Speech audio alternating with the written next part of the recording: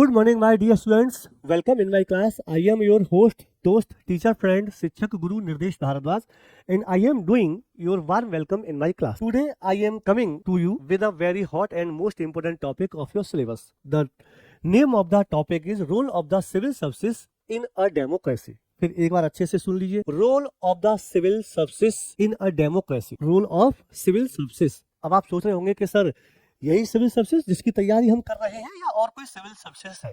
तो बिल्कुल मेरे प्यारे बच्चों, आप सही कह रहे हो. आप जिस सिविल सर्विसेज की तैयारी कर रहे हैं उसी का जो है रोल जो है आपसे पूछा जा रहा है आपके एग्जाम में कि आप सिलेक्शन लेने के बाद में जो है क्या करने वाले हैं. तो चलिए आज हम 1 by 1 करते हुए रोल ऑफ सिविल सर्विसेज देखेंगे. सबसे पहले तो यह जान लीजिए कि आप जिस सिविल सर्विसेज की तैयारी कर रहे हैं, जिसका एग्जाम देने के बाद में आप में से कोई नेक्स्ट ईयर आईएएस बनेंगे, कोई आईपीएस बनेंगे, कोई आईएफएस फॉरेन वाले बनेंगे, कोई आईएफएस फॉरेस्ट वाले बनेंगे, कोई आईआरएस बनेंगे. ये उसी सिविल सर्विसेज की बात हो रही है. ये जो बात हो रही है ये वहां से बात स्टार्ट होती है कि लवासना में ट्रेनिंग लेने के बाद में अब आप जब ग्राउंड पे आते हैं और as a district collector, DM या एसएसपी जो भी आप जहां भी अपॉइंट होते हैं उस समय आपका रोल क्या रहता है, उस समय आप क्या भूमिका में रहते हैं, सरकार के लिए और आम पब्लिक के लिए आप क्या करने के लिए जा रहे हैं. तो ये journey role of civil services in democracy है, यहाँ से स्टार्ट होती है. अब तक हमने आपको, मैंने और मेरे जैसे बड़े सारे टीचर्स ने आपको बताया हुआ है पैटर्न ऑफ द एग्जाम. तो जो आपको पैटर्न ऑफ द एग्जाम बताया हुआ ना कि ये पीटी होता है, ये मेंस होता है, ये इंटरव्यू होता है. पीटी में दो पेपर होते हैं, मेंस में 9 पेपर्स होते हैं, इंटरव्यू में कोई पेपर नहीं होता है. इंटरव्यू में आपकी पर्सनैलिटी टेस्ट किया जाता है. तो उसके बाद में ये जो जर्नी स्टार्ट हो रही है, आपने जो है पैटर्न समझ लिया, आपने एग्जाम भी दे दिया. एज्यूम कि 2026 में आप जो है एग्जाम देंगे, आप में से बहुत से सारे बच्चे आईएएस, आईपीएस, आईएफएस बनेंगे. उसके बाद आप डिफरेंट अपने ट्रेनिंग सेंटर पर ट्रेनिंग लेने के लिए जाएंगे. पॉपुलर ट्रेनिंग सेंटर हमारा लवासना है. फिर आप ट्रेनिंग करने के बाद में जब गवर्नमेंट आपको ग्राउंड पर जब अपॉइंट करेगी अकॉर्डिंग योर अचीवमेंट, तब आपका क्या रोल रहेगा, उस दिन से ये जो है टॉपिक जो है स्टार्ट होता है. तो आप सोच रहे होंगे कि सर हमारे भी क्वेश्चन जो है एग्जाम में पूछे जाते हैं. बिल्कुल आपके क्वेश्चन एग्जाम में पूछे जाते हैं. आप एक जानी मानी जो है जॉब के लिए आप गूगल करके देखेंगे तो आपको पता चलेगा कि हमारी ये जो जॉब है सिविल सर्विसेज, ये इंडिया में ही नहीं दुनिया में टॉप 10 में आती है. टॉप 1, टॉप 2 नंबर पर हमेशा ये जो है स्टैंड जो है मिलती है. आप कभी भी गूगल करके देख लीजिए. तो चलिए मेरे प्यारे दोस्तों, आज हम इस टॉपिक को जो है डिस्कस करने के लिए जा रहे हैं. अब ये टॉपिक मिलता कहाँ है? ये टॉपिक बेसिकली पीटी में भी आता है और ये टॉपिक जो है मेंस में भी आता है. मेंस के जीएस पेपर 2 में आता है ये, और पीटी में ये जो है पॉलिटी वाला जो हमारा सेक्शन होता है उसमें आता है. तो आप कहेंगे कि सर हम भी सिलेबस में आते हैं. बिल्कुल आप सिलेबस में आते हैं. आप अपने आप को लक्की मानिए, आप अपने आप को सौभाग्यशाली मानिए कि आप भी यूपीएससी के सिलेबस में आते हैं. तो चलिए सबसे पहले हम जो है इसी कंफ्यूजन को दूर कर लेते हैं कि हम मतलब आप इस सिलेबस में हैं या नहीं. तो मैं आपको पहले दोनों सिलेबस दिखा रहा हूं, पीटी का और मेंस का. फिर हम देखते हैं कि आप जहां पर जिस सिलेबस में है उससे कैसे क्वेश्चन आते हैं और इस टॉपिक को हमें कैसे पीटी और मेंस के पॉइंट ऑफ व्यू से पढ़ना है. तो इस टॉपिक को मैं बिल्कुल ही बहुत बेसिक से जीरो से लेकर के और एंड तक मैं जो है आपको पढ़ाऊंगा बहुत ही शानदार तरीके से. तो रेडी हो जाइए. सबसे पहले जो हम यहाँ पर जो है समझ रहे हैं यूपीएससी का प्रीलिम्स का सिलेबस. ठीक है, अगर आप यूपीएससी के प्रीलिम्स के सिलेबस में देखोगे जो यूपीएससी ने दिया हुआ, तो 4th लाइन हमारी कहती है, पहला पॉइंट करंट अफेयर का है, दूसरा हिस्ट्री का है, तीसरा ज्योग्राफी का, 4th पॉइंट है इंडियन पॉलिटी एंड गवर्नेंस. तो यह जो 4th पॉइंट दिया हुआ है इसमें कॉन्स्टिट्यूशन, पॉलिटिकल सिस्टम, पंचायती राज एटसेट्रा बड़े सारे टॉपिक दिए हुए हैं. इसमें जो गवर्नेंस वाला जो पॉइंट है यही है हमारा आज का टॉपिक. इसी गवर्नेंस में जो है आपको मिलता है आज का टॉपिक, जिसका नाम है role of the civil services in a democracy. तो पीटी में भी आता है. इट मींस पीटी में अगर हमारे 15 to 20 क्वेश्चंस पर ईयर आ रहे हैं तो उसमें से मान लीजिए 20 क्वेश्चन आ रहे हैं तो 15 क्वेश्चन, 14, 13 क्वेश्चन प्योर पॉलिटी के होंगे और 2, 3, 4, 5 क्वेश्चन जो है गवर्नेंस के होंगे. इसीलिए जब आप प्रीलिम्स का एग्जाम देने के लिए जाते हैं, जिन बच्चों को सिलेबस का पता नहीं होता कि अरे बाप रे इसमें तो गवर्नेंस भी है मेरे प्यारे बच्चों, आपको गवर्नेंस भी जो है पढ़नी है. खैर, आज हम दूसरे तरीके से जो है आपको समझाने के लिए जा रहे हैं. अब हम देखते हैं मेंस के सिलेबस में. तो टोटल जो है मेंस के सिलेबस में 20 पॉइंट्स जो है हमें यूपीएससी ने दिए हुए हैं. कितने पॉइंट्स दिए हुए हैं? 20 पॉइंट्स जो है दिए हुए हैं. और 20 पॉइंट्स को मेनली 4 जो है एक तरीके से हम कहें कि सब्जेक्ट, 4 सब्जेक्ट में जो है इसको बांटा हुआ है। एक हमारा सब्जेक्ट का नाम है पॉलिटी एंड कॉन्स्टिट्यूशन, ठीक है। दूसरा हमारा सब्जेक्ट का नाम है सोशल इश्यू। तीसरा हमारा नाम है जो है गवर्नेंस, और फोर्थ है इंटरनेशनल रिलेशन। आप इसे सब्जेक्ट कहें या टॉपिक कहें। तो 20 पॉइंट्स हमारे जो यूपीएससी ने जीएस के पेपर 2 में दिए हुए हैं, उनमें से जो हमारा 15 और 16 जो पॉइंट है वो हमारे जो है गवर्नेंस के हैं। किसके हैं? ये जो 15 और 16 पॉइंट है ये गवर्नेंस के हैं। तो इन्हीं दोनों पॉइंट्स में से एक पॉइंट जो है यूपीएससी ने दिया हुआ है 16 नंबर पर, जिसका नाम है rule of civil services in a democracy. लोकतंत्र में हमारी क्या जो है भूमिका है, कैसे आप लोग जो है अपॉइंट होने के बाद में काम करेंगे। तो चलिए, अब इसका जो सिलेबस है 20 पॉइंट, उस पर मैं आपका ज्यादा टाइम वेस्ट नहीं करूंगा। सीधे सीधे हम जो है अपने टॉपिक पर आ जाते हैं, और मैं आपको टॉपिक दिखा देता हूं। देखिए, ये है 15 और ये है 16। तो आपके जीएस के पेपर 2 में rule of civil services in a democracy जो दिया हुआ है, यही टॉपिक है जिसको मैं आज आपके लिए पढ़ाने के लिए जा रहा हूं। आपको जानकर के बड़ी खुशी होगी कि आप भी सिलेबस के पार्ट है, आपको भी जो है सिलेबस में पढ़ना है। ऐसा होता नहीं है। मान लीजिए कोई बच्चा जो है दरोगा की तैयारी कर रहा है, तो दरोगा तो जो है कहीं सिलेबस का पार्ट नहीं, उसे क्वेश्चन नहीं आएगा। लेकिन आप जो है एक ऐसे एग्जाम के पार्ट है, एक ऐसे सिलेबस के पार्ट है जो कि जिसकी तैयारी आप कर रहे हैं। तो चलिए, तो टॉपिक आप समझ गए। तो ये टॉपिक जो है डायरेक्टली जो है हम ले रहे हैं जीएस के पेपर 2 से, और पीटी में भी जो है इससे क्वेश्चन जो है पूछे जाते हैं। इतनी समस्या को खत्म करने के बाद में अब हम जो गवर्नेंस का टॉपिक है हमारा, जो 16 नंबर टॉपिक है, वही टॉपिक आज का हमारा टुडेज जो है टॉपिक है।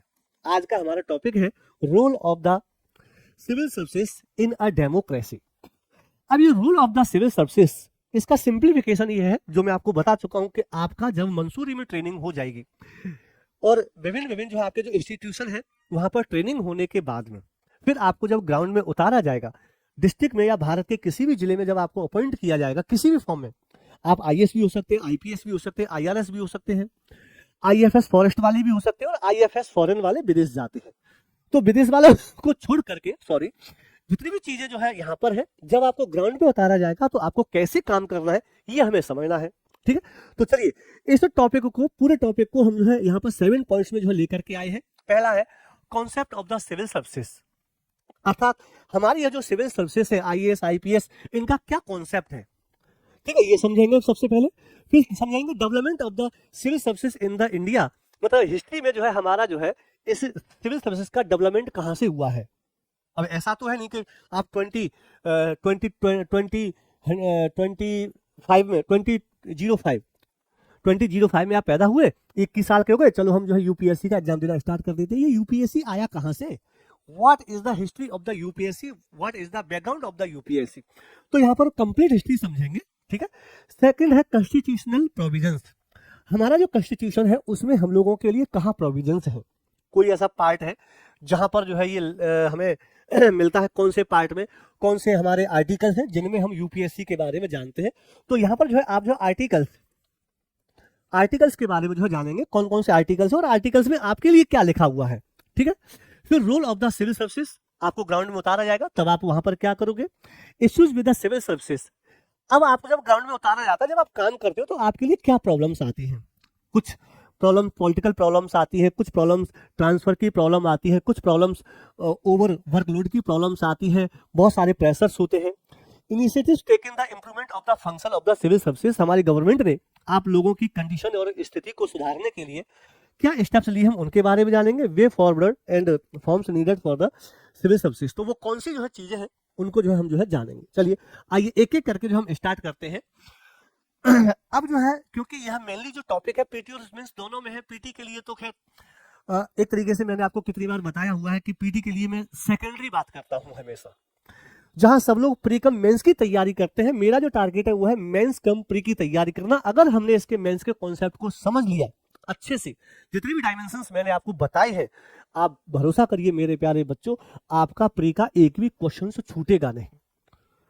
क्योंकि मेरा सीधा सा कॉन्सेप्ट ये रहा कि अगर आप किसी आंसर को लिख सकते हो तो तुक्का लगाने में फिर आपको जो है देर नहीं लगेगी। तो चलिए आइए मेंस के क्वेश्चंस जो है किस प्रकार के जो है यहाँ से आ सकते हैं discuss the role of the civil services in the strengthening democratic government in the India. आप कैसे जो है काम करोगे अपने डेमोक्रेसी को जो है मजबूत करने के लिए। Critically examine the major challenges faced by the civil services. कौन कौन सी चैलेंजेस या परेशानियां जो है आपको आने वाली है इन the India. Suggest structural and administrative reforms, और आपके उनके लिए क्या क्या जो है आपके लिए रिफॉर्म्स किए गए हैं, गवर्नमेंट की तरफ से क्या काम किया जा रहा है उस पर जो है आपको।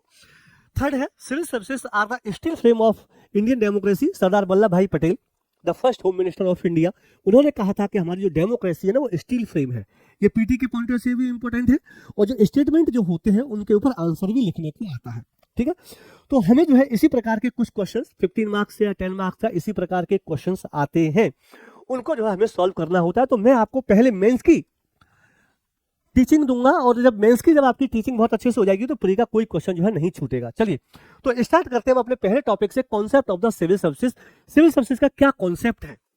आप कहते रहते हो कि हम यूपीएससी की तैयारी कर रहे हैं, हम सिविल सर्विसेज की तैयारी कर रहे हैं, आईएएस की तैयारी कर रहे हैं, क्या कॉन्सेप्ट है इसका। अगर हम ये कहें कि क्या डेफिनेशन है इसकी, अगर एक आईएएस की डेफिनेशन पूछी जाए, अगर एक यूपीएससी की डेफिनेशन पूछी जाए, या सब छोड़ छाड़ करके अनारकली जिसको नहीं चली है, सब छोड़ छाड़ करके अगर हम केवल जो है सिविल सर्विसेज की डेफिनेशन पूछते हैं तो क्या इसका मीनिंग होता है। तो इसका मीनिंग होता है it is a group of government officers.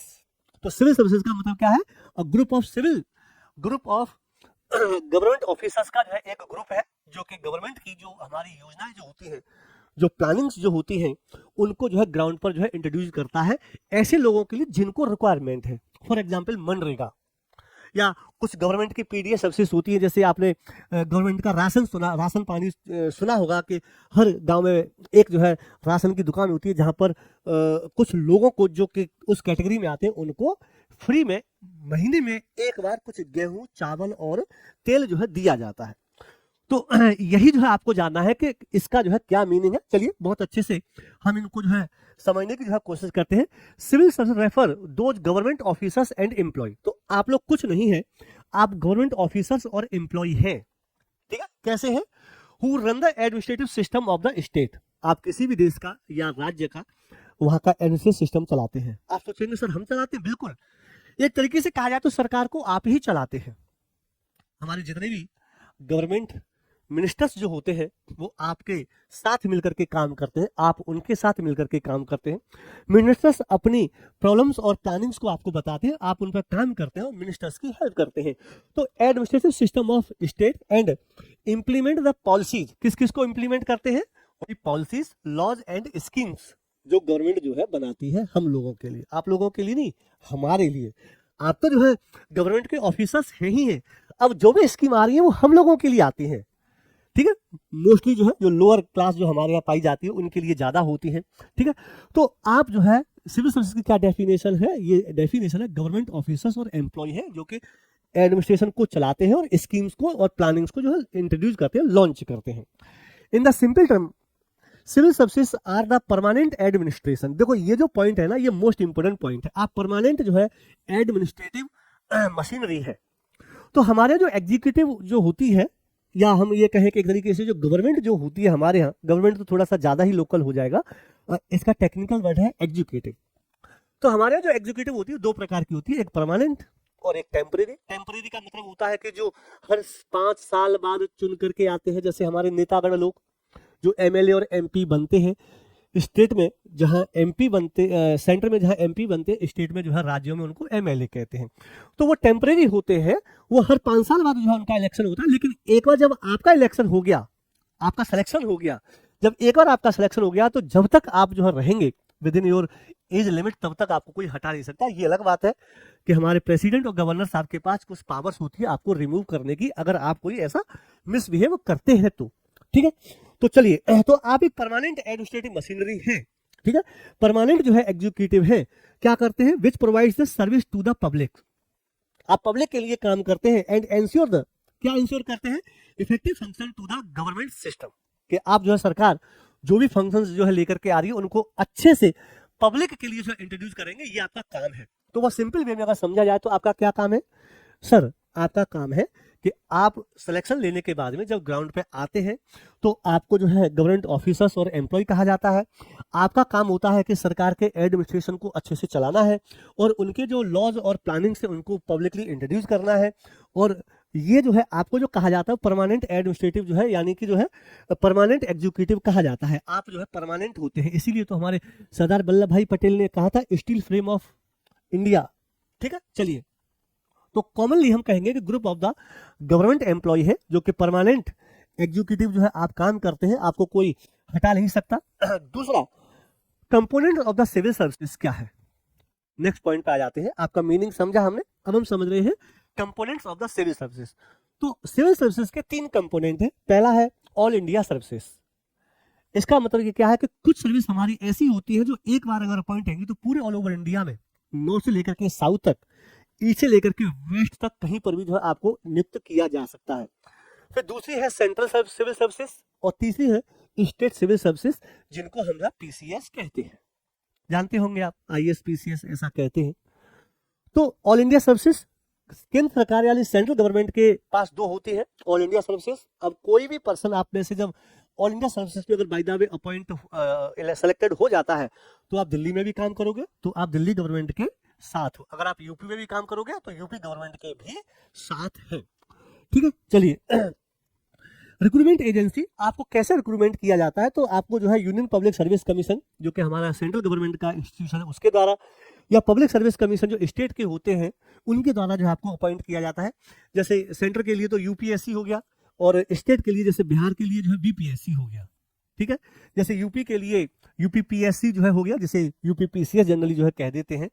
Rajasthan के लिए जो है आरएएस हो गया, राजस्थान एडमिनिस्ट्रेटिव सर्विस जो है। तो अलग अलग स्टेट का, एमपी के लिए एमपीएससी हो गया, Madhya Pradesh public service commission. तो अलग अलग स्टेट के लिए इन कमीशन को अलग अलग नामों से जो है जाना जाता है।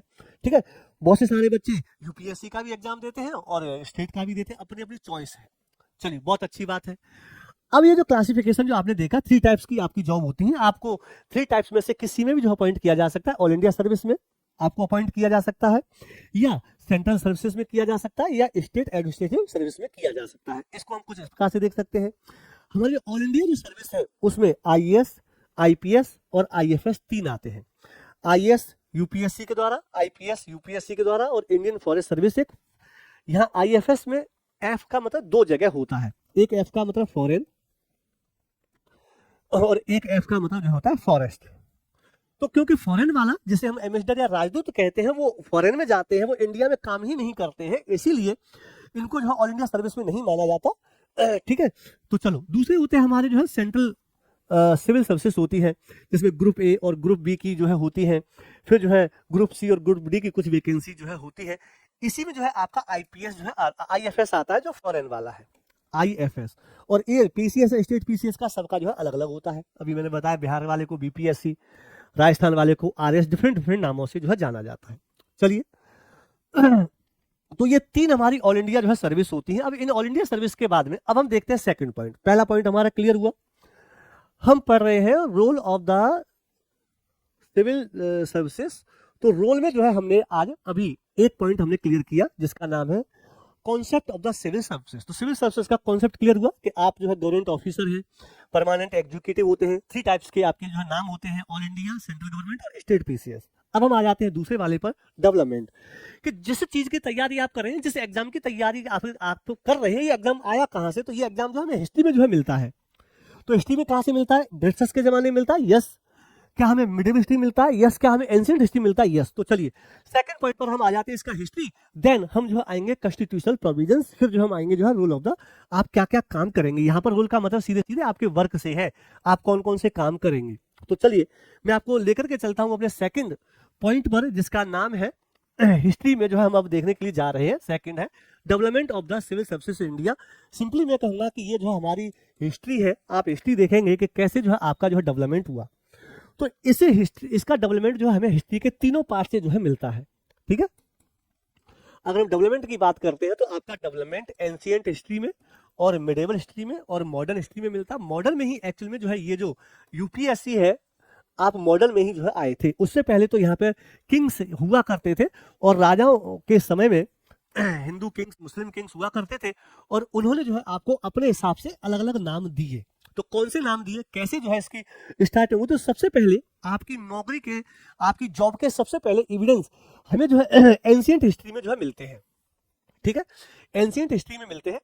तो एंशिएंट हिस्ट्री में सबसे पहले हमें जहां पर इसकी जानकारी जो मिलती है वो चंद्रगुप्त मौर्य एक राजा है, हमें वहां मिलती है। अगर आप हिस्ट्री की बात करेंगे, क्योंकि this class is not of the history, this class is going to the governance of the paper 2, लेकिन यहाँ पर हिस्ट्री का थोड़ा रेफरेंस है। तो हिस्ट्री हमारी कहती है कि एंशिएंट हिस्ट्री में हमारा जो सिस्टम था, हमारे ऑफिसर्स का जो सिस्टम था राजाओं के जमाने में, वो काफी अच्छा जो है सिस्टमेटिक और हाईली ऑर्गेनाइज था। इसकी इंफॉर्मेशन जो है अर्थशास्त्र नामक जो है एक बुक में मिलती है। This was written by Chanakya और कौटिल्य और विष्णुगुप्त। और इस चाणक्य साहब ने कहा है कि चंद्रगुप्त मौर्य के यहाँ जो ऑफिसर्स थे वो बहुत बढ़िया तरीके से काम करते थे। उनका जो एडमिनिस्ट्रेशन डिपार्टमेंट था वो काफी अच्छा था। कैसा था? हाईली ऑर्गेनाइज एंड सिस्टमेटिक था। ठीक है, तो ऑर्गेनाइज्ड जो सिस्टम जो हमें मिलता है वो चंद्रगुप्त मौर्य के समय में जो है मिलता है। चंद्रगुप्त मौर्य ने जो अपनी सेना जो बनाई थी उसमें जो है हमको अपॉइंट किया गया था और उस समय हमको अमात्य कहा जाता था। क्या कहा जाता था? अमात्य। So my dear students, today you are knowing as the IAS, IPS, PCS. पहले आप कैसे जाने जाते थे? अमात्य। इसका मतलब क्या हुआ? अगर मोटा मोटी अगर हम बात करें तो आज के जो आईपीएस है, आप लोग आज के जो आईएफएस है उसको मौर्य डायनेस्टी में आपको अमात्य कहा जाता था। ठीक है, तो आप अपने को कोरिलेट करके देखो। इस टॉपिक को बहुत अच्छे से आप जब भी समझ पाओगे जब आप इसको कोरिलेट करोगे। तो Chandragupta Maurya was the founder of the Maurya dynasty. During the Chandragupta Maurya you know as the अमात्य। बड़े सारे अमात्य जो हुआ करते थे। क्या काम होता था इनका?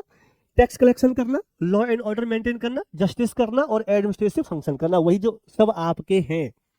ठीक है, तो सब आपके हैं। आप उस समय आईएएस, आईपीएस आप लोग जो है वो अमात्य के नाम से जो है जाने जाते थे। ठीक है, तो यहाँ पे मौर्य, चंद्रगुप्त मौर्य के समय में बहुत से सारे डिपार्टमेंट थे। आपको कौन कौन से? कुछ लोग आप लोगों में से रेवेन्यू डिपार्टमेंट में काम करते थे, कुछ मिलिट्री डिपार्टमेंट में काम करते थे, कुछ ट्रेड एंड कॉमर्स डिपार्टमेंट में जो है काम करते थे और आपकी मेरिट और लॉयल्टी के आधार पर जो है अपॉइंटमेंट किया जाता था। आप सोचेंगे सर हंस क्यों रहे हो? क्योंकि मेरिट वाली बात तो मेरे को समझ में आ रही है, लेकिन जो लॉयल्टी है ये थोड़ी सी जो है डिफरेंट है। यही जो लॉयल्टी है, जब हम रोल की बात करेंगे और जब आपके चैलेंजेस की बात करेंगे तो वहां पे चैलेंज में जो है लॉयल्टी भी आता है कि क्या आज हमारे एडमिनिस्ट्रेटिव सिस्टम के ऊपर, सिविल सर्विसेज के ऊपर पॉलिटिकल प्रेशर होता है? क्या आप लोग जो है जाने अनजाने में यानी मजबूरी में जान करके भी क्या आप पॉलिटिकली उनके साथ एसोसिएट हो जाते हैं? क्या आप नेताओं के प्रति लॉयल हो जाते हैं कि अगर नेताजी को खुश करके रखेंगे तो हम भी जो है काम, हमारा भी काम अच्छा हो जाएगा, हमें अच्छी जगह प्लेसमेंट मिल जाएगा, अच्छा डिपार्टमेंट मिल जाएगा, मलाईदार पोस्ट मिल जाएगी, हमें रेवेन्यू अच्छा मिलेगा। तो ये सब चीजें जो है पहले से चली आ रही हैं। ठीक है, अब जो मैंने आपके बारे में जो अभी क्वेश्चन मार्क लगाया कि क्या ऐसा है, ये मैं नहीं कह रहा। अभी आप देखोगे थोड़ी देर बाद आप ही कहोगे कि हाँ सर आप तो सही कह रहे हो, पॉलिटिकली तो हम प्रेशर में रहते हैं। ठीक है, तो आपका जो अपॉइंटमेंट है चंद्रगुप्त मौर्य के डायनेस्टी में, मौर्यन डायनेस्टी में आपका मेरिट और लॉयल्टी के आधार पर होता था। सो आज भी आप पहले मेरिट को पास करते हैं, फिर जो है लॉयल्टी पास करते हैं। ठीक है, चलिए दस the address system is ancient. तो कैसा था? सेंट्रलाइज था, ऑर्गेनाइज था और सिस्टमेटिकली था। अर्थात आप जो है एंशिएंट हिस्ट्री से जाने जाते हैं। चंद्रगुप्त मौर्य के समय में आपको क्या कहा जाता था? अमात्य कहा जाता था। चलिए अब आ जाते हैं मिडिवल हिस्ट्री में। डेवलपमेंट पढ़ रहे हैं हम, यूपीएस आपकी जॉब का डेवलपमेंट पढ़ रहे हैं। तो मिडिवल हिस्ट्री में दिल्ली सल्तनत, मिडिवल हिस्ट्री के जो टॉपिक है, एक का नाम है दिल्ली सल्तनत। व्हाइट पे व्हाइट कैसे चलेगा भैया? तो दिल्ली सल्तनत, क्योंकि जो मुस्लिम जो रूलर्स थे जब आए थे तो यहाँ पे हमें ऐसे कोई प्रोमिनेंट जो है नहीं मिलते। लेकिन हाँ, मुगल जो डायनेस्टी है हमारी, जो इसके बाद में जो आती है, मुगल डायनेस्टी में हमारे जो राजा है अकबर, उन्होंने जरूर जो है अपने इस सिस्टम को जो है इंट्रोड्यूस किया था। तो मुगल डायनेस्टी में सबसे पहले मिडिवल हिस्ट्री में ये यहाँ पर जो है और अच्छे से जो है हमें ऑर्गेनाइज होकर के जो है मिलता है, बहुत बढ़िया से जो है ऑर्गेनाइज होकर के मिलता है। मुगल डायनेस्टी में यहाँ के जो राजा थे अकबर साहब, उन्होंने जो है इसको जो है इंट्रोड्यूस किया था। इन्होंने एक कॉन्सेप्ट चलाया था मनसबदारी सिस्टम, अर्थात जिसे आज आप आईएएस आईपीएस कह रहे हो, अकबर के समय में आपको आईएएस न कह करके मनसबदार कहा जाता था। ठीक है, तो अकबर ने एक मनसबदारी सिस्टम चलाया था और इसमें जो है आपको मनसब दिया जाता था। आज आपको क्या दिया जाता है? आज आपको सैलरी दी जाती है, आज आपको गवर्नमेंट कार दी जाती है, गाड़ियां दी जाती है, आपको आज गवर्नमेंट हाउस दिए जाते हैं। ठीक है, आज आपको गवर्नमेंट ऑफिस दी जाती है, आपके नीचे काम करने के लिए जूनियर एम्प्लॉय दिए जाते हैं, कुछ जो है घर के लिए भी एम्प्लॉय दिए जाते हैं, और सिक्योरिटी के पॉइंट ऑफ व्यू से आपको कुछ वेपन्स भी जो है दिए जाते हैं। उस समय जो है अकबर के जमाने में आपको जो है मनसब दिया जाता था। और what is the meaning of मनसब, थोड़ा सा जो है समझ लेते हैं। तो हमारे जो अकबर साहब थे, उन्होंने जो है अपने ऑफिसर्स के लिए, जो सिविल और नॉन सिविल दोनों ही, मिलिट्री और सिविल दोनों के लिए होते थे, इनके लिए जो है मनसबदारी सिस्टम जो है इंट्रोड्यूस किया था। इसी मनसबदारी सिस्टम के दो पार्ट होते थे, एक का नाम होता था जात और एक का नाम होता था सवार। ठीक है, ये बेसिकली एक रैंक होता था, ध्यान से समझना, अगर ध्यान से समझोगे तो आपकी समझ में आ जाएगा। एक रैंक होता था जो कि 10 से लेकर के 7,000 तक था, और आगे चल करके ये 60,000 तक हुआ। क्योंकि बात जो है अकबर की हो रही है, तो ये हम जो 10 to 7,000 ही लेंगे, रैंक है ये। तो जिसे हम जो है मनसबदारी कह रहे हैं, आज हम उसे रैंक कहते हैं। तो ऐसे ही आपका भी तो रैंक होगा, भले ही आप आईएएस बनोगे, लेकिन आईएएस में भी अलग अलग जो है कैटेगरी की जो है जॉब होती है, सीनियर जूनियर, तो आपको भी तो जो है रैंक मिलेगा। अब ये जो रैंक है, जो 10 to 7,000 का होता था। मान लीजिए पुलिस डिपार्टमेंट में चलते हैं, constable, head constable, sub inspector, ऐसे ऊपर स्टेप बाय स्टेप चलते, इसे क्या कहेंगे, इसे रैंक कहेंगे। तो मैंने कहा, मान लीजिए कि अकबर ने मुझे 5,000 का मनसब दिया, अकबर गेव मी मनसब ऑफ 5,000। तो 5,000 का जो मनसब दिया है, वो मुझे जो है एक रैंक दे दी है, कि मुझे 5,000 का मनसब जो दिया गया है, 5,000 का जो मनसब दिया गया है, एक रैंक दे दी है कि इसी से तो मेरी सैलरी होगी, और इसी से मेरी जो है पोस्ट का जो है नाम होगा, और इसी से जो है मेरे को फंक्शंस यानी कि काम करने का जो है मौका मिलेगा। 5,000 वाले, किसी को 4,000 का मिलेगा तो उसको, वो मेरे नीचे रहेगा, उसको 4,000 के हिसाब से, 4,000 के नहीं, 4,000 रैंक है, उसकी पोस्ट का नाम है 4,000 मनसब। तो इसे कैसे कहेंगे, I am the mansabdar of 5,000, you are the mansabdar of 4,000, he is the mansabdar of 10, मात्र 10 का है, वो सबसे छोटा है। तो रैंक के हिसाब से हमको सैलरी मिलेगी, उसी के हिसाब से हमारी पोस्ट डिटरमाइन होती है, उसी के हिसाब से हमें वर्क भी मिलते हैं, उसी के हिसाब से। सवार का मतलब होता है हॉर्स राइडर्स, हॉर्स राइडर की हिंदी क्या होती है, घुड़सवार। तो सवार होते हैं, उसी के हिसाब से हमें हॉर्स और राइडर्स जो है रखने होते हैं अपनी आर्मी के लिए। ये किसके लिए है, ये हमारी जो है आर्मी है। तो अकबर साहब ने इसको जो है मनसबदारी सिस्टम नाम दिया था, आई एम मनसबदार।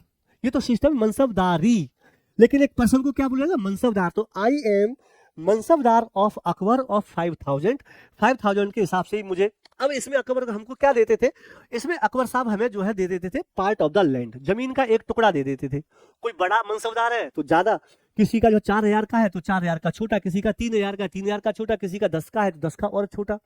और वो व्यक्ति अपनी लैंड के ऊपर जो है खेती करवाता था किसानों से, और उसी से जो है अपनी सैलरी और अपनी आर्मी की सैलरी को लेता था। ये होता था मनसबदारी सिस्टम। तो इसको जो है सबसे पहले मनसबदार ने जो है, इसी के से क्या हमारी होती थी, सैलरी, रैंक और मिलिट्री रेस्पॉन्सिबिलिटी हमें जो है इसी से मिलती थी।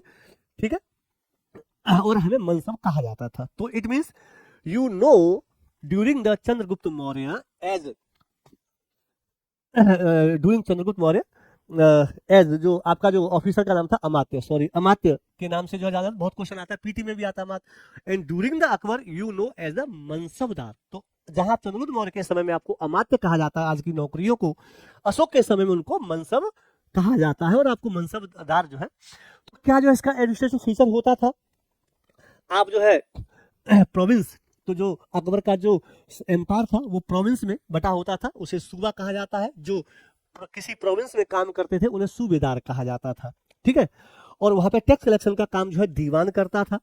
ठीक है, तो मुगल एडमिनिस्ट्रेशन स्टैंड, इस सिस्टम को जो मुगल एडमिनिस्ट्रेशन ने और बढ़िया से इंट्रोड्यूस किया। क्या अंग्रेजों से ज्यादा? ना, अंग्रेजों से ज्यादा नहीं, अभी और आने वाला है। थर्ड पार्ट हमारा स्टार्ट होता है development of the civil services during the British. अंग्रेजों के जमाने में हम लोगों कैसे जो है धीरे धीरे डेवलपमेंट हुए। तो अंग्रेजों के जमाने में हमारे जो सिविल सर्विस है वो बहुत अच्छे से जो है डेवलपमेंट हुआ, सिस्टमेटिकली और इंस्टीट्यूशनली जो है ये आया, यानी सिस्टम से और एक इंस्टीट्यूशंस के साथ जो है ये आया, एक जो है इसको रूप दे दिया गया। जैसे गॉड है ना, तो गॉड को जो हम कहते हैं स्टैचू, पत्थर की जो स्टैचू बना दी और हमने कह दिया कि जो है ये गॉड है। तो ऐसे ही ठीक है, शुरुआती समय में ये सब काम कौन कर रहा था, ईस्ट इंडिया कंपनी कर रही थी। तो 1600 अप्रोक्सीमेटली 1600 से लेकर के और 1857 तक ये जो गवर्नेंस का जो काम है वो ईस्ट इंडिया कंपनी कर रही थी, और 1858 से लेकर के और 1947 तक ये जो है काम crown, you know, have you heard about the crown? After the revolt of 1857 rule of the East India Company came to end हो गया ईस्ट इंडिया कंपनी का, और क्राउन का जो है रूल जो है स्टार्ट हो गया, जिसको जो है हम राजा रानी या ताज मुकुट जो है कहते हैं। ठीक है, तो चलिए, तो शुरुआती समय में हमारा जो एडमिनिस्ट्रेटिव जो पोस्ट जो थी वो मेनली जो है अंग्रेजों के द्वारा। तो ये जो ड्यूरिंग ये जो पीरियड है, इस पीरियड में भी एक और डेट यहाँ आती है 1757 to 1857। So British started rule over India from the 1757। आप कहेंगे सर तो 1600 कहाँ गया? फ्रॉम द 1600 या 1605 या 1608 या 1613 से लेकर के, तो एक कॉमन मैंने 16 लिख दिया है, जब हमारे यहाँ ईस्ट इंडिया कंपनी की स्थापना इंग्लैंड में हुई थी तब से मैंने लिख दिया है। तो 1600 से लेकर के 1757 157 years they were only merchants, ये व्यापारी थे, और 1757 से 1857 तक ये रूल करने वाले थे, और यहाँ का जो रूल है वो क्राउन के हाथ में था। तो इन्होंने जो है मेनली जो in the early days of the British rule, administrative posts were mainly held by the British officers। तो जब ये यहाँ पर जो रूल कर रहे थे 1757 से 1857, उस समय ज्यादातर पोस्ट हमारी अंग्रेजों के हाथों में होती थी। अब इस बात की हमें बड़ी टेंशन, लड़ने वाली पोस्ट पर हम आगे रहते थे, और सैलरी जहां ज्यादा मिलती थी उस पर पीछे वाली जो होती थी ऑफिस में बैठने वाली, उन पर अंग्रेज ज्यादा होते थे। इसी वजह से रिवोल्ट स्टार्ट होता है, जिसका नाम है रिवोल्ट ऑफ 1857। एक ये रिवोल्ट जो है स्टार्ट हो जाता है। चलिए आगे चलते हैं, नेक्स्ट हमारा आ जाता है। अब जब ये ब्रिटिशर्स ने यहाँ पर देखेंगे, जब ब्रिटिशर्स ने ये सब रूल करना स्टार्ट कर दिया, कब से कब तक? 1757 से। एक बार फिर समझ लो जो है इसको, अगर नहीं समझ में आएगा। ईस्ट इंडिया कंपनी की स्थापना होती है 1600 से लेकर के और 1947 तक जो है, इसको मैं कुछ इस प्रकार से डिवाइड करूंगा। फर्स्ट पार्ट 1600 से लेकर के और 1757 तक, इस समय ये जो ब्रिटिशर्स थे ये ओनली जो मर्चेंट्स थे, मर्चेंट से ये नो रूल, कोई जो है इनका रूल नहीं था। फिर जो है ये फिर जो है सेकंड नंबर पर इन्होंने बैटल ऑफ प्लासी और बक्सर के युद्ध लड़े, आपको पता होगा बैटल ऑफ प्लासी और बक्सर के युद्ध जो है लड़े। तो इसको जो है 1757 से मैं जो है कैटेगराइज करूंगा। तो 1757 और बक्सर का 1764 है से लेकर के और 1857 तक ये जो है रहे रूल करने वाले। रूल बाई मैं लिख देता हूं यहाँ पे क्लियर, ईस्ट इंडिया कंपनी। फिर जब 1857 में, क्योंकि अभी आपने एक लाइन पढ़ी थी कि most of the important posts were held by the Britishers, तो जब अंग्रेजों ने जब अच्छी अच्छी पोस्ट पर जो कब्जा कर लिया, तब हमने जो रिवोल्ट किया। तो 1858 से लेकर के और 1947 तक ये जो रूल जो रहा है, ये रूल रहा है क्राउन का, और क्राउन जो है का मतलब होता है किंग या क्वीन, और क्वीन जो यहाँ पर थी उसका नाम है विक्टोरिया। तो विक्टोरिया का जो रूल शुरुआत में चला था। तो अभी जो एक लाइन जो आपने पढ़ी थी कि most of the post were held by the Britishers, ये जो है यहाँ की लाइन थी, जो है मर्चेंट वाली जो है लाइन थी। इस समय ज्यादातर पोस्ट जो है अंग्रेजों के पास में थी, अच्छी अच्छी, घर में बैठते थे, ऑफिस में बैठते थे, रूल करते थे, और लड़ने के लिए हम आगे रहते थे। और हमें लड़ना किससे था? अपने ही लोगों से लड़ना है हमें, ठीक है, समझो, ठीक है। आगे चलते हैं। तभी जो है देखिए, ये डेट याद रखिए 1833, और डेट कहाँ आएगी? डेट जो है यहाँ आएगी 1833, ब्लैक पॉइंट से लिख देता हूँ, इससे थोड़ा सा पहले आएगी 1833। तो जब ब्रिटिशर्स ने जो है रूल स्टार्ट कर दिया 1757 में, तो आपको पता है बड़े सारे एक्ट आए थे, regulating act, east India charter act आए थे, चार्टर एक्ट 1813, चार्टर एक्ट 33। तो जो 33 का जो चार्टर आता है, इससे पहले हम ब्रिटिशर्स से, क्योंकि ब्रिटिशर्स ने रूल स्टार्ट कर दिया था 57 या 64 से। अब आप पूछ रहे होंगे कि सर दोनों डेट में क्या अंतर है? तो दोनों डेट में ये अंतर है कि जब 1757 से जो उनका रूल जो स्टार्ट हुआ है, इसे कहते हैं स्टार्ट होना, और इसे कहते हैं जो रूल स्टार्ट हुआ वो हो गया परमानेंट हो गया, ठीक है। तो चाहे 57 है या 64 है, जब ब्रिटिशर्स ने रूल करना जब स्टार्ट कर दिया, तो डिफरेंट चार्टर एक्ट और कानून और लॉज बन करके आते हैं, और हम यही डिमांड कर रहे थे कि आप हमारे ऊपर जो रूल कर रहे हैं उसमें हमारी जो है पार्टनरशिप बढ़ाई जाए, हम लोगों को ज्यादा से ज्यादा मौके दिया जाए। आपने एक मोनोपोली भी सुना होगा, इसी 33 के एक्ट में ब्रिटिशर्स ने जो है जो ईस्ट इंडिया कंपनी की जो मोनोपोली थी बिल्कुल खत्म कर दी थी, और कहा था कि भारत के अब जो रॉ मटेरियल है अब उनको कोई भी अंग्रेज इंडिया में आकर के ले जा सकता है। तो हम क्योंकि बात जो कर रहे हैं हम शासन की कर रहे हैं, हम गवर्नेंस की कर रहे हैं, हम और कुछ नहीं करेंगे यहाँ पर, हम एक ही चीज पे फोकस रहेंगे, गवर्नेंस। तो 1833 के एक्ट में यह आया कि अब इंडियंस की जो है पार्टनरशिप जो है बढ़ाई जाए, और वो बढ़ाई जाए ताकि जो है अब आगे चल करके एग्जाम स्टार्ट जो है होने वाले हैं। तो चलिए आइए बहुत अच्छे से समझने की कोशिश करना, ठीक है।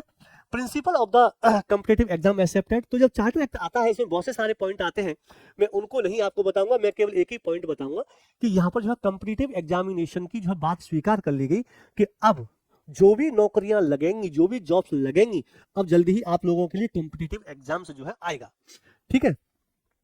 और आप लोगों को अब जो है मेरिट के आधार पर जो है अपॉइंट किया जाएगा, मेरिट के आधार पर। हाँ, तो इससे पहले कैसे अपॉइंट किया जाता था?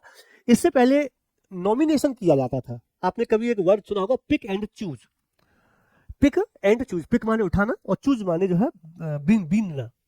तो पहले जो है पॉपुलेशन जो है थी, पहले पॉपुलेशन कम थी और नौकरियां भी ठीक ठाक थी। तो अंग्रेज जो है क्या करते थे, या हमारे यहाँ के जो बड़े बड़े जमींदार सूबेदार जो होते थे, वो लोगों से कहते, जैसे मेरे घर में 4 लोग हैं, 4 में से लगता है कि एक बंदा जो है अच्छा खासा हष्ट पुष्ट खाते पीते घर का है, हाँ भाई आज तुम्हारी नौकरी लगा देते हैं। तो पहले जो है नौकरी सेलेक्ट नहीं होती थी, पहले नॉमिनेशन किया जाता था कि हाँ भैया तुम जो है नौकरी पर लग गए। लेकिन जैसे जैसे धीरे धीरे पॉपुलेशन बढ़ी, हमें अवेयरनेस आई, और शुरुआती जो पोस्ट थी उन पर जो है अंग्रेजों का जो है कब्जा था। लेकिन अब अंग्रेजों ने कहा कि नहीं, अब एग्जामिनेशन जो है होगा। अब आप यहाँ पे सोच रहे होंगे कि सर अंग्रेज अपने लिए ही क्यों प्रॉब्लम्स क्रिएट खड़ी कर रहे हैं? ये गवर्नेंस का पॉइंट है कि अंग्रेज हमारे ऊपर रूल कर रहे हैं, लेकिन वो अपने लिए ही क्यों प्रॉब्लम खड़ी कर रहे हैं, क्यों जो है एग्जाम को लेकर के आ रहे हैं? तो वो एग्जाम को इसलिए लेकर के आ रहे हैं ताकि अब अंग्रेजों की तरफ से भी जो ब्रिटिशर्स यहाँ जॉब करने के लिए आए, उनकी स्किल ऐसी हो जैसी कि वो किसी पोस्ट पर काम कर रहे हैं। तो देखिए हर साल हमारे यहाँ लगभग जो है 5 से 6 लाख, ठीक है, 2000 अभी 25 का जो है रिजल्ट जो है आया हुआ है, लगभग जो है 6 लाख स्टूडेंट ने पीटी दिया, ठीक है, पीटी दिया, और फाइनली होते होते 958 स्टूडेंट्स जो है केवल जो है सेलेक्ट हुए। तो एक प्रोसीजर है कि उनको जो है छटनी करनी है और उन्हीं लोगों को लेकर के आना जो इसके लायक हैं। अब जो है 2026 के लिए जो वैकेंसी है 933 है, आप लोगों में से भी बहुत सारे इसमें आएंगे। तो हमारी गवर्नमेंट अपने लिए ही ऐसे ऑफिसर्स को जो है चूज करती है जो उसके स्किल के लायक हो। तो ब्रिटिशर्स ने जो है अब कहा कि नहीं, अब चाहे इंडियन हो, वैसे तो इंडियन है नहीं, लेकिन अब इंडियंस को मौका दिया जाएगा ताकि जो है हम, अच्छा उन्हें ये भी नहीं पता था कि जो है इंडियंस इस चीज का इतना बढ़िया मौका उठा लेंगे। जैसे 1853 में ट्रेन आई, तो अंग्रेजों ने ट्रेन को अपने लिए शुरुआत करी थी ना, लेकिन उसका फायदा हमने ज्यादा उठाया, तो अब हम इसका फायदा उठाने वाले हैं, ठीक है। तो in this act principle was accepted that recruitment of the civil services should be based on the merit, merit के आधार पर होगा। This means that in the future the competitive examination system जो है स्टार्ट होने वाला है, ठीक है। दूसरा पॉइंट क्या है? Principle of giving opportunity to the Indians in the civil services. इसी में ये लिखा गया एक्ट में कि अब भारतीयों को ज्यादा जो है दी जाएगी अपॉर्चुनिटी, तो पर्सन शुड बी डिप्राइव। तो इसमें कहा गया, क्या कहा गया? जैसे आपने आर्टिकल 14-15 की लाइन पढ़ी है ना, no person should be deprive of the government services on the base of the caste, religion, colour and place और बर्थ, और प्लेस ऑफ बर्थ। वही आर्टिकल 14 और 15 वाली लाइन। तो सेम जो है यहाँ पर अंग्रेजों ने कहा कि भारत का कोई भी जो पर्सन है, जो कोई भी जो व्यक्ति है ना, उसको यहाँ पे डिप्राइव नहीं किया जाएगा। आओ सब लोग जो है एग्जाम दे लो। बहुत अच्छा जो है पॉइंट निकल करके जो है यहाँ आता है, ठीक है। अब जो है हम लोग जो है इसमें अब आकर के एंट्री जो है कर सकते हैं। लेकिन क्या ऐसा हुआ रियलिटी में? What was the reality? लेकिन रियलिटी ऐसी नहीं थी। ये तो 1833 में कह दिया गया, ऐसे कह देते हैं, सरकार भी कई बार कह देती है, फिर आगे चल करके उस पर काम हो या ना हो। A long time most higher positions, और बहुत लंबे समय तक यही सिस्टम चलता रहा। फिर जो है इसके बाद में जो आता है 1855। 1855 में पहली बार जो है एग्जामिनेशंस की स्टार्ट होती है। कितने साल लगे? 22 ईयर्स लगे। तो 1833 के चार्टर के बाद में फिर 1853 का भी चार्टर आता है। उसके बाद में जो है फिर नेक्स्ट जो है स्टार्टिंग होती है इंडियन सिविल सर्विसेज 1855 में। और 1855 में जो सिविल सर्विस स्टार्ट हुई थी उसमें कॉम्पिटिटिव एग्जामिनेशन सिस्टम को जो है लागू किया गया था। उससे पहले हम लोगों का केवल नॉमिनेशन होता था। मैं अंग्रेज हूं, मेरी आपसे दोस्ती है, आजा भाई नौकरी करेगा, कर ले, तुझे जो है किसी भी नौकरी पे मैं बिठा सकता हूं, मेरे हाथ में जो है इतनी पावर है, कर ले नौकरी कर ले, ठीक है। अब जो रिकमेंड के आधार पर जो इनका अपॉइंटमेंट किया जाता था, लेकिन 1855 के बाद में अब एग्जामिनेशन जो होगा, अब एग्जामिनेशन के बाद में जो है अब आप इंडियन सिविल सर्विसेज में जो है आएंगे। तो ये जो एग्जाम जो शुरुआत में जो होता था यहाँ इंग्लैंड में या लंदन में होता था, आपको पता है इसका प्रोसीजर बहुत टिपिकल था, और मोस्ट ऑफ द जॉब्स अभी भी ब्रिटिशर्स के यहाँ जा रही थी, क्योंकि इसमें एज वगैरह भी है, उसकी हम यहाँ डिस्कस नहीं करेंगे, ठीक है। कभी एज 23 की गई, कभी 19 की गई, कभी 18 की गई, वो कभी जब आप कभी पढ़ेंगे पॉलिटी या हिस्ट्री तब आपको जो है वहां ये जो है मिलेगा, ठीक है। इस सिस्टम में पहले पर्सन जो इंडिया के जो आने वाले हैं उनका नाम है सत्येंद्र नाथ टैगोर। स्टार्टिंग होती है 1855 में। 1855 में जो है इसकी एग्जाम की स्टार्टिंग होती है। अब तो हम जो है ओपन चैलेंज थे कि आओ एग्जाम दो और करो। हमारे सत्येंद्र नाथ टैगोर, ठीक है, elder brother of Rabindranath Tagore, ये मैंने लिख दिया आप लोगों के लिए, जो रविन्द्रनाथ टैगोर के बड़े भाई है सत्येंद्रनाथ टैगोर, वे गए और 1863 में उन्होंने जो है ये एग्जाम दिया और एज ए आईएएस ऑफिसर जो है अपॉइंटमेंट जो है, अपॉइंटमेंट नहीं, सेलेक्ट हुए। अपॉइंटमेंट का मतलब था जुगाड़ लगा करके काम करना, तो यहाँ जुगाड़ लगाने वाला कोई काम नहीं है। तो ये जो डेवलपमेंट जो आपका हो रहा है, हमारा सेकंड साइड पॉइंट चल रहा है, development of the civil services in India, ठीक है। सत्येंद्रनाथ टैगोर कौन है? Elder brother of Rabindranath Tagore, Rabindranath Tagore के बड़े भाई हैं। इन दोनों के पापा जी का नाम देवेंद्र नाथ टैगोर है। ये सिर्फ जनरल इंफॉर्मेशन के लिए है कि सत्येंद्रनाथ टैगोर टैगोर फैमिली से है। इनके फादर का नाम देवेंद्र नाथ टैगोर है और इनके भाई का नाम जो है रविन्द्रनाथ टैगोर है। चलिए आगे चलते हैं। तो क्या स्पेसिफिकेशन जो है यहाँ पे आता है, अब जो है मेरिट बेस पर जो है अब हम सबको जो है रिक्रूटमेंट जो है मिलेगा। अब यहाँ से सिविल सर्विसेज एग्जामिनेशन का एक सिस्टम जो है बन जाता है और इसी सिस्टम को फिर धीरे धीरे आगे डेवलप किया जाता है। और यही सिस्टम जो 1855 में स्टार्ट हुआ, आज यही जो है हमारा डेवलपमेंट जो है इंडियन एडमिनिस्ट्रेटिव सर्विस के नाम से जो है जाना जाता है। अभी खत्म नहीं हुआ, अभी चल रहा है। चलो अगला पॉइंट जो है आता है फिर जो है, तो देखिए 1833 याद रखेंगे, फिर 1855 में स्टार्ट होती है, 1863 में सत्येंद्रनाथ टैगोर आते हैं। अब आ जाता है 1868। 1868 में कमीशन आता है जिसको अचिंकन कमीशन के नाम से जो जाना जाता है।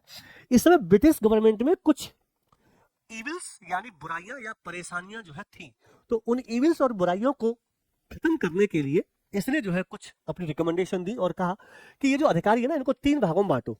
जैसे हम कहते हैं IAS, IPS, PCS, imperial services, provincial services और सबऑर्डिनेट सर्विसेज। तो पहला person who divided civil services in the 3 parts, that is the Aitchison commission. तो चलिए आइए, अब ये खत्म नहीं हुआ, अचिंकन कमीशन जो हम पढ़ लेते हैं, थोड़ा सा आपके काम का है पीटी में और मेंस में भी। तो अचिंकन कमीशन जो है स्टार्ट किया गया था गवर्नमेंट के द्वारा 1866 में। इसका जो है क्या काम था? Reform in the civil service system of India. Bharat में जो है कैसे ही करके जो है सुधार किया जाए। इसका जो प्रेसिडेंट था चार्ल्स अचिंसन था, इसीलिए जो है इसको अचिंसन जो है कमीशन जो है कहा जाता है। इसने क्या कहा? Higher post were occupied by the Britishers. कहा कि केवल ब्रिटिशर्स ही जो करेंगे। देखो एक अंग्रेज जो है अपनी पोल खोल रहा है, इसका मतलब ये नहीं कि वो अपने लिए बैरियर या जो है परेशानी खड़ी कर रहे हैं, वो अपने सिस्टम में सुधार चाहते हैं। मान लीजिए आपके फैमिली में 20 लोग हैं, ठीक है, और एक बंदा जो है कोई गलत काम कर रहा है, मारपीट करना, ये सब कर रहा है, तो भले ही आप बाहर न जाएंगे लेकिन घर में तो कहेंगे कि इसको पकड़ लो वरना कोई दिक्कत हो जाएगी, ये गलत काम कर रहा है, परेशानियां खड़ी कर रहा है। तो इससे क्या होगा? आपके घर का एटमॉस्फेयर ठीक होगा। तो ब्रिटिशर्स यहाँ पर यही कर रहे हैं कि उनको जब हमारे ऊपर रूल करना है तो वो बता रहे हैं कि देखिए जो हायर पोस्ट है वो ब्रिटिशर्स के द्वारा ऑक्यूपाइड की जाती है, बहुत कम पोस्ट जो है इंडियंस को दी जाती है, इसीलिए हम चाहते हैं कि यहाँ पर इंडियंस की सिचुएशन को इम्प्रूव किया जाए। तो to bring reform in the civil services in India, ये बहुत मोस्ट इंपोर्टेंट है पीटी और मेंस दोनों के लिए। इसके बाद में जो है इसने क्या क्या जो है रिकमेंडेशंस किए, आओ इसकी कुछ रिकमेंडेशंस को जो है पढ़ लेते हैं। तो इसने जो है जॉब को जो है 3 भाग में जो है बांटा था, 3 पार्ट्स में जो है बांटा था, आपको मैं दिखा देता हूं।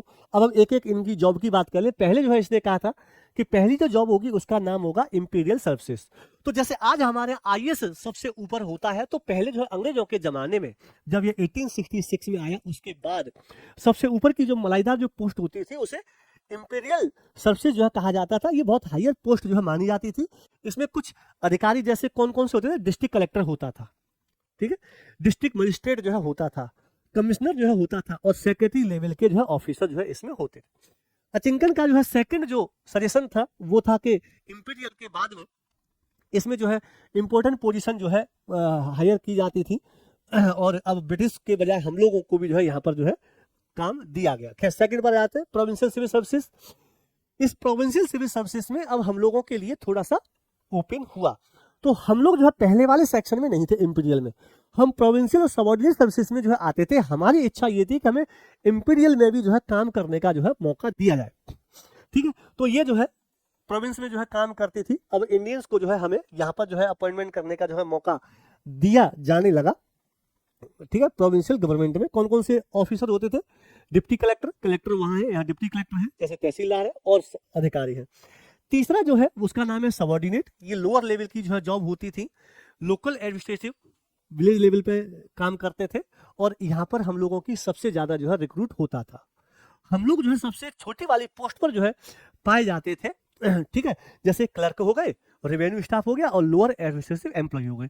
हमारी यही तो प्रॉब्लम, हमारी यही तो डिमांड थी कि हमें जो है लोअर से हायर जो है हमें जॉब जो है चाहिए। तो क्या सिग्निफिकेंस है हमारे इस अचिंकन का? सबसे पहले जो है इसने सिविल सर्विसेज को जो है 3 लेवल में जो है बांटा, और 3 लेवल बांट करके स्ट्रक्चर को सुधारने की जो है बात कही, और भारतीयों के लिए, इंडियंस के लिए अब अपॉर्चुनिटी बहुत अच्छे से जो खुल दी गई कि भैया अब आप जो है आ जाए, और यही आगे चल करके हमारे सिविल सर्विसेज में रिफॉर्म्स जो है हुए, और आज हम वही चीजों को जो है देख रहे हैं। फिर इसके बाद में आ जाता है, कुछ ही दिन के बाद में आता है ली कमीशन, और ये वही ली कमीशन है। इसी ली कमीशन के रिकमेंड के आधार पर यूपीएससी की स्थापना होती है।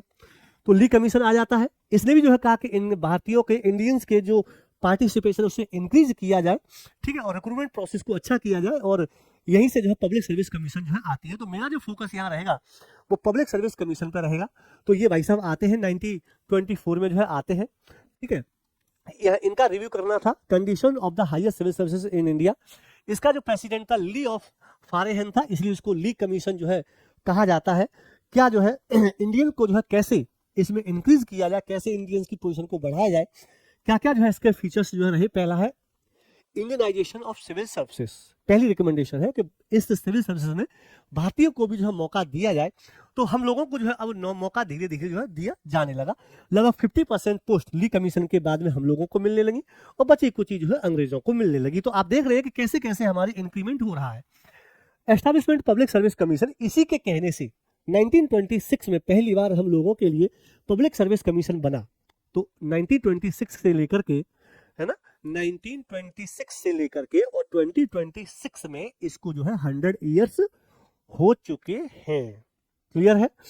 तो अभी जो है 100 ईयर्स की 100th ईयर स्टार्ट हुई है, और एक्चुअल में जो है अक्टूबर में जो है होगी। तो अक्टूबर में जो है पिछले साल जब इसकी 100वीं साल जब स्टार्ट हुई थी, तो इसके जो प्रेसिडेंट हैं आज अजय जी, उन्होंने जो है दूरदर्शन पर बहुत धाकड़ अपना जो है इंटरव्यू दिया हुआ था। ठीक है, चलिए इसकी कंप्लीट कर लेते हैं, और यही जो है बाद में हमारा पब्लिक सर्विस यूपीएससी जो है कन्वर्ट हो जाता है। तो शुरुआत में इसका क्या नाम था? Public service commission in India. तो इसका शुरुआत में नाम था पब्लिक सर्विस कमीशन, ठीक है। अब ये जो हमारा जो पब्लिक सर्विस कमीशन था, ये ली कमीशन के आधार पर जो है हुआ है। थर्ड है improvement in the recruitment system. अब जो है रिक्रूटमेंट होगा, यानी अब एग्जाम होगा, मेरिट के आधार पर होगा। आइए एग्जाम दीजिए और सब लोग जो है भर्ती करिए, और अब जो है बेटर ट्रेनिंग सिस्टम भी जो है दिया जाएगा, ये भी कहा।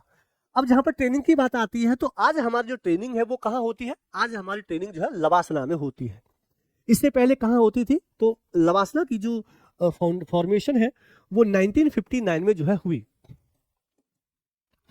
आपका जो लवासना है वो 1959। इससे पहले हमारी जो ट्रेनिंग जो होती थी वो जो है इंडिया में, दिल्ली में जो होती थी, उसका जो है नाम होता था मेटकेफ house.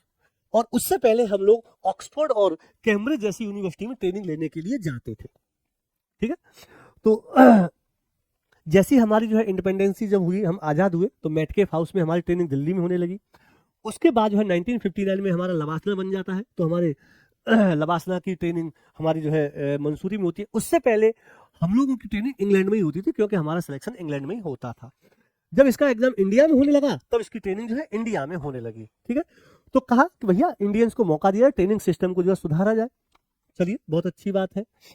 Importance of the commission, क्या जो है इसका इंपोर्टेंस रहा है? Promoted the Indianisation. सबसे पहली बात कि इसने जो है कहा कि इंडियन लोगों को जो है ज्यादा से ज्यादा जो है क्या दिया जाए, मौके दिए जाए।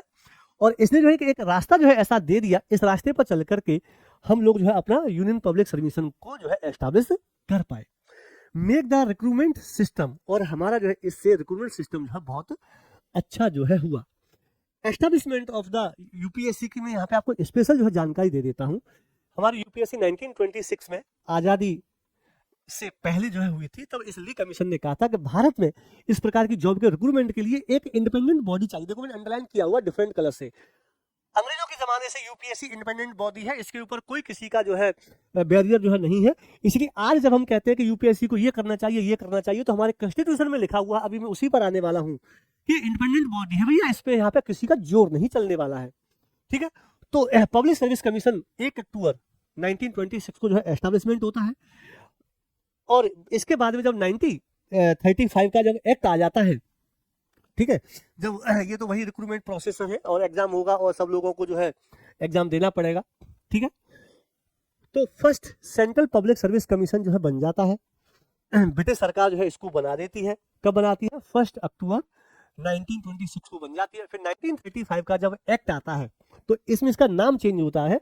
जो पब्लिक सर्विस कमीशन था, ध्यान देना मेरी बात पे, जो पब्लिक सर्विस कमीशन था अब उसका नाम फेडरल पब्लिक सर्विस कमीशन जो है हो जाता है। और जब 1955 में जब हमारा कॉन्स्टिट्यूशन इंप्लीमेंट हो जाता है तो उसमें तो लिखा ही हुआ था यूनियन पब्लिक सर्विस कमीशन। तो इसके 3 नाम जो है चेंज है मोटा मोटी, जो समझिए। स्टार्टिंग पब्लिक सर्विस कमीशन 1935 में, फेडरल पब्लिक सर्विस कमीशन, और आफ्टर जो है हमारे संविधान को जब 26 जनवरी 1950 में हमारा कॉन्स्टिट्यूशन जब लॉन्च हो जाता है तब इसका नाम हो जाता है यूनियन पब्लिक सर्विस कमीशन। तो public service commission, federal public service commission और फिर जो है यूनियन पब्लिक सर्विस कमीशन। ये पब्लिक सर्विस कमीशन कब आता है? 1926 में, एग्जैक्ट डेट है 1 अक्टूबर। 1935 का जब एक्ट आता है तब इसका नाम हो जाता है फेडरल। और जैसे 26 जनवरी और 1950 को जो हमारा कॉन्स्टिट्यूशन इंप्लीमेंट होता है तब जो है इसका नाम जो है फिर यूपीएससी हो जाता है। तो इस प्रकार से आपने देखा कि स्टेप बाय स्टेप हमने अपने इस जॉब के सिस्टम को डेवलप जो है होते हुए जो है हमने देखा। इसके जो पहले जो प्रेसिडेंट थे उनका नाम था सर रॉस बारकर, और आज के जो हमारे इसके जो चेयरमैन हैं उनका नाम है अजय कुमार सिंह। ठीक है, तो रॉस बारकर और अजय एम कुमार है। ये अजय एम कुमार जो है 1985 के जो है केला कैडर के जो है ऑफिसर हैं, उनको जो है यहाँ पर जो है कर दिया गया है। आफ्टर आज़ादी के बाद, ये मैंने बता दिया, जब हमारी आज़ादी हो गई तो सरदार वल्लभ भाई पटेल ने ही इसको स्टील फ्रेम ऑफ इंडिया कहा था। और इसके ऊपर क्वेश्चन भी आता है।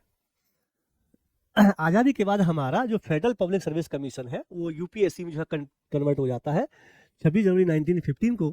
ठीक है, और जो है इसी को जो है स्टील फ्रेम, यानी इतनी ताकत है इस अधिकारियों में कि भारत के ऊपर एक स्टील फ्रेम की तरह लेयर करके बने हुए भारत को कभी आंच नहीं आ सकती। ठीक है, अब आ जाते हैं हम थर्ड पॉइंट पर।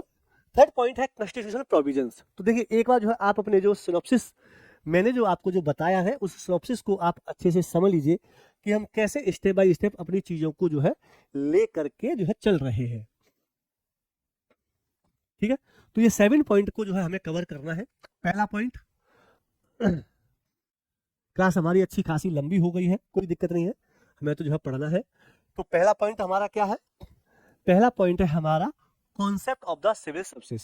कॉन्सेप्ट देख लिया, 3 टाइप्स की जॉब होती है। Development of the civil services in India, कैसे जो इसका डेवलपमेंट था, 2 पॉइंट हमने कर लिए, 1 और 2। अब हम तीसरे पर आते हैं, कॉन्स्टिट्यूशनल प्रोविजंस क्या है। इसके बाद में फिर आपका मेन सेक्शन स्टार्ट होगा, role of the civil services क्या है।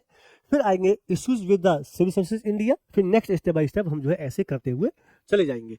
तो चलिए अब तीसरे पॉइंट पर चलते हैं, कॉन्स्टिट्यूशनल प्रोविजंस इन इंडिया। तो पूरा जो हिस्टोरिकल डेवलपमेंट आपने देखा कि आपकी स्टार्टिंग चंद्रगुप्त मौर्य के समय से होती है, और वहां पर जो है आपका जो नाम है वो अमात्य था।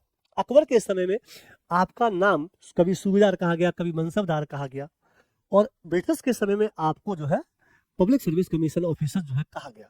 ओके, आजादी के बाद आपको यूपीएससी कहा गया।